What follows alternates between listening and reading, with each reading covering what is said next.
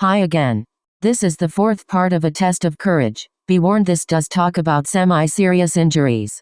Also, I do not own the Haikyuu characters and this does not accurately represent the Haikyuu characters. Hope you enjoy the video. Aona? Maki? Sakuatsu? Futakuchi whipped his head around trying to figure out who to go to first. Sorry Aona. They've got it worse. Okay, I'm coming. Atsumu and Maki. Futakuchi ran towards the entrance of the forest. With Atsumu and Hanamaki. Atsumu and Maki had both closed their eyes as the tree fell. They had no idea what to expect. They just didn't want to watch it. Atsumu? Atsumu opened his eyes and gasped, seeing that only his hand had gotten crushed by the tree. Ow. Yeah. Maki chuckled as Atsumu realized his hand was still holding Maki's. I can't feel it. Can you? No. Just weird shots of pain in my arm. Doesn't that mean we're in shock? Yeah, I think. I wouldn't know. They sat there in silence for a little while, noticing how lucky they were due to the tree being of smaller size to some of the other trees.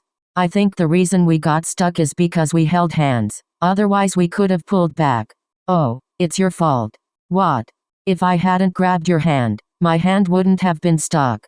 I was trying to help you. Yeah, because that's been your goal this whole time. Excuse me. You just want to win this stupid bet you have against Matsuhana.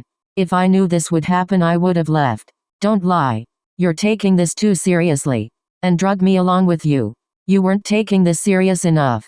You kept rejecting everything I said. You did the same thing. And you made fun of me and used harsh words. Yeah, well that's just how I talk to people. That's not a good excuse. This is why you only have 3 friends. Well, the way you reject me is why you only have Osamu as a friend. ... The two couldn't stand up, due to the position of their hands, but they could both tell that they were thinking. I didn't mean to reject your ideas, I had this plan. A plan of a fun vacation with all of us. Yeah, but I did this so we could get to know each other better. We had odd pairings. We were meant to hang out with each other until we got scared. That sounds really fun, doesn't it? We even made up the idea that the resort was haunted. You wanted to hang out with us? Yeah, we were going on a trip together. Matsuhana and I thought you all would go off on your own. But you could have hung out with Matsuhana, even if we did. Yeah, but we would have done the same things we always do. We aren't good at new places or new experiences. Or new people. Yeah, that's clear. I want to treat everyone like I would a close friend, therefore no filter. It's just easier. The whole reason there's a filter is to gauge what others can handle. I love gossiping with you. But I don't like it when you call me names. That hurts. Yeah. And I don't treat you like Osamu. Something you said earlier. Oh yeah. I treat you defensively. There's a difference. Atsumu sighed as Maki did as well. They both positioned themselves as comfortable as they could. We definitely broke our hands. No doubt. I'm not going to be able to play volleyball for a while. Oh yeah. You still have your next year of school for volleyball. Yep. Damn. That's awful. Yeah. We could try to push it off. No, I mean, first off we aren't strong enough. And if for some reason we could, if I pushed it off of my hand it would crush your arm and vice versa. The two wallowed in the silence of their conversation, the sound of the storm slowly getting more and more distant. At least we aren't wet. Yeah. At least we didn't get crushed by another tree. Yeah, that would definitely have sucked. The two smirked at each other, not remembering they couldn't see each other. I wonder if anyone will find us. Doesn't matter, we aren't getting out of here. Yeah, sure. ... I heard a rumor. Oh? Have you? Matsuhana, Oikawa and Iwaizumi, you know. Yep. Really? Yep. Why? Curiosity. Do you still? I'm not divulging that to you. But you 4 have. Definitely. When? Not telling. The two laughed as they heard distant footsteps around them. Atsumu. Hanamaki. The two both felt the other's arm jerk as they started yelling back. Here. We're over here. Help. The two yelled as loud as they could, waiting and hoping the person heard them. Atsumu. Hanamaki. Yeah. Over here. The two heard the footsteps start speeding up and getting closer. I'm coming. It took a few minutes, but Futakuchi eventually found the two stuck under the tree. Oh. That's not good. Really? Who would have guessed? How? We were dumb. Decided to stay in the game with the storm raging. Futakuchi shivered a little while standing in place as he looked over the situation, trying to figure out the best solution. I mean someone. Yep, me. But you need to. Me. What are you two even talking about? The fact that I figured out a little crevasse I could put my arm in so that it isn't crushed. That nah. So we're going to roll it towards me. Are you sure? That doesn't sound right. Yeah, I'm sure. You don't sound sure. I think the shock is wearing off. Oh. Maki looked up at Futakuchi, who was about to argue with Maki, as he shook his head and used his other hand to shush him. Okay, so we are going to push the trunk towards me, since my arm will be protected. Fine. Futakuchi walked over on Atsumu's side of the log and looked at Atsumu. You're lucky it was just your hand. I know. You truly don't. Atsumu placed his other hand on the log as Futakuchi placed his back against the log to push it. You ready, Maki? Yeah, I've been ready to leave. Especially since I want to talk face to face with Atsumu again. Futakuchi nodded as Atsumu frowned. He felt something was off. The two started pushing as Maki tried his best to pull. It took a few minutes, but they finally got into a good groove of pushing the log ever so slightly with all their strength. You okay? Just pain. Fair. They finally started to see the rest of Atsumu's hand as they all cheered. One more push and we should be good, and then we'll get you out, Maki. Maki? Futakuchi looked over to Maki, who looked up at Futakuchi and held up a thumbs up. He looked tired and pained. One more. Futakuchi and Atsumu pushed the hardest they could as Atsumu's full hand could finally be seen. Futakuchi quickly took a hold of the full log as Atsumu untangled his broken hand's fingers. Atsumu stood up and got out of the way of the log as Futakuchi let the log go. With the momentum it gained from moving right, it fell down further than it had landed. Maki had also been freed. We're free. Yay. Maki stood up with Atsumu as he started to wobble, making Futakuchi go up to him and hold him up. Holy shit, what happened to your arm? Atsumu looked at Maki's arm, which was bruised and limp. He didn't find somewhere to protect his arm. What? You liar. I had to. We wouldn't have gotten out of here if I hadn't. I made us stay, so I'm okay with this. Your body says otherwise. Maki shook his head as he winced in pain at the slight movement of his arm. This isn't any time to argue. I have to go get the others. Others? Yeah. Aona and Suna's house collapsed. Collapsed? Yeah. And the trio's cave may or may not be flooding with them inside of it. What? We have to go help them. There is no we in this. Yes there is. That's my brother, boyfriend, and best friend. Yeah, we have to go help them. Futakuchi walked over to Atsumu as he poked his hand very slightly. Ow. What the hell? You can't move your hand. So? I have another. You both could have internal bleeding because of the tree that fell on you. Maki can't move his arm, and doesn't seem to be in a good shape. I can still go. You don't understand. No. You don't understand. Maki needs you to take him to the beach where paramedics will get you. Atsumu, if you injure yourself anymore you could cause irreparable damage. But, those are our people. I know, but I need to know you two are okay. Futakuchi searched around on the ground as he found some loose vines and sticks. That's not. Atsumu winced in pain as he looked at his hand, which had started turning different colors. Futakuchi approached Atsumu as he took out the sticks. Stop moving around and let me do this. He wrapped Atsumu's fingers to individual sticks and tied it with some vines. I don't have medical training, but I saw this on the TV, so I hope this works. He did a similar thing to Maki, but also used a stick against his elbow. Don't bend your joints. Don't touch anything. And don't go after the others. You may as well be useless pieces of waste right now. That would only get in the way. You have to promise to save them all. Futakuchi smiled weakly at Atsumu and nodded. I promise I will do it. You can't keep that. You don't know that. Futakuchi grabbed a hold of Atsumu as he pushed him towards Maki. If you go straight from here you'll get to the beach. They should be getting out of the cave, so they'll probably be back on the beach by this time. The other two could be stuck under a house, with Aona. It's closer. If I can get to Aona and Aona out quickly, I will be able to save them all. That is if they can't get out of the cave. With Aona and Suna. There was movement and grunting heard underneath some of the house's wood as Aona finally was able to move the pieces of wood off of himself. Ow. Aona looked around him, trying to think about what to do next. He knew his leg was stuck in the broken floor, but that seemed to be the only big problem for him. Suna? Aona looked over to where Suna had been and saw that it was completely covered in broken wooden planks. Suna. I'm okay. Aona heard a muffled Suna as he started trying to move the planks. Aona? Yeah? Are you okay? Yeah, my leg hurts the most right now. That's good. Aona was met with an unbroken plank holding Suna under the other rubble. How are you? In pain. Where? Everywhere. My whole body aches. I can't get the planks off of you. Aona tried lifting the plank, which he could have done normally, but because his body was stuck he couldn't maneuver it any way in which he could move it. Suna? I can't breathe. Exclamation mark. Stop freaking out. I think there's too much weight on me. Aona tried moving the plank again as he heard Suna grunt. Stop, it hurts. I can't get it off. I need it off of you. Aona? What? I'm struggling here. I know. Don't worry. At least the storm seems to be passing. Yeah, I guess. Can you get any pressure off of you? I'm stuck laying on my chest. I can't move at all. Okay.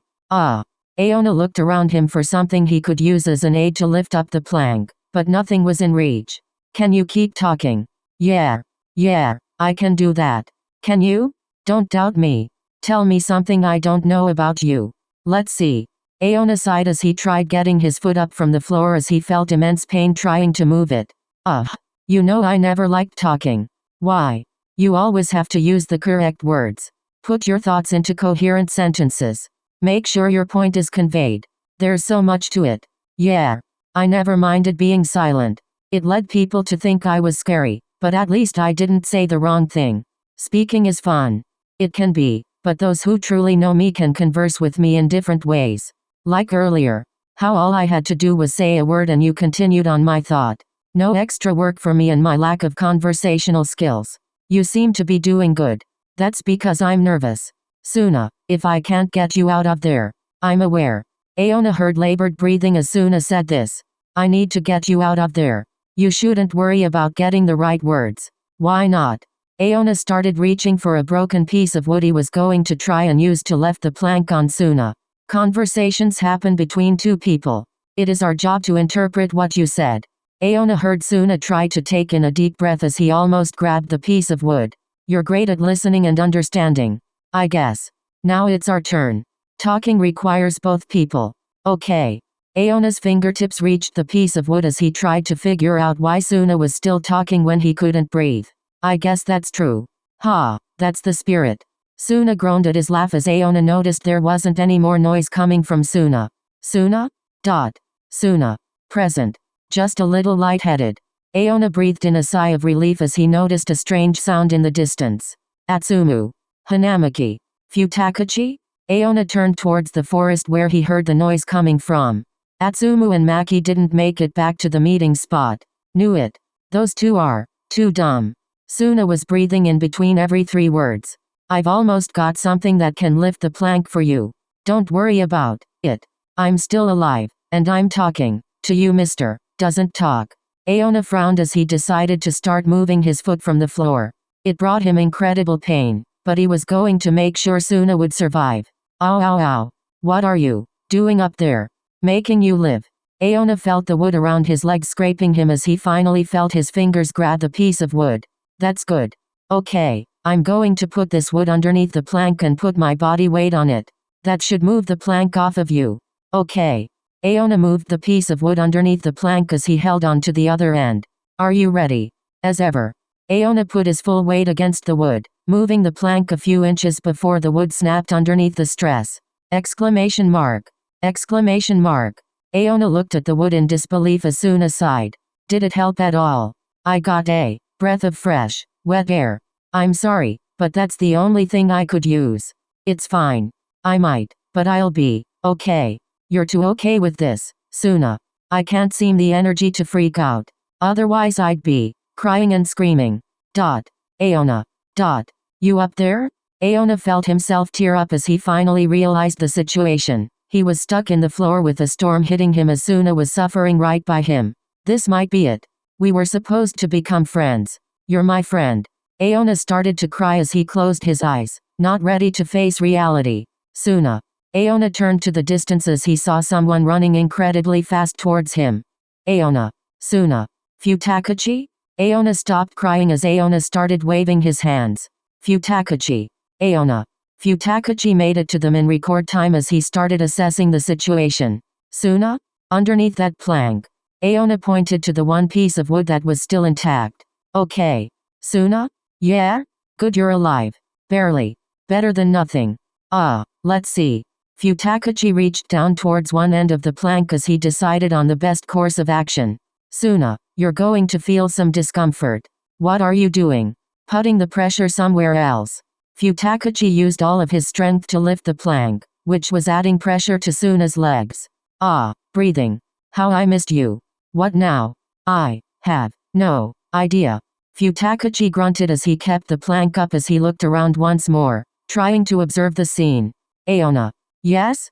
Move the rest of the rubble off of Suna and make sure he can move to the side. Okay. Aona finished taking off all the wooden pieces on top of Suna as Suna moved over to the right, using his core strength to bend. Good. I'm going to drop this. It won't crush you. Okay. Then you need to move your legs out from under it and sit right there. Futakuchi pointed to a spot in the grass. Okay?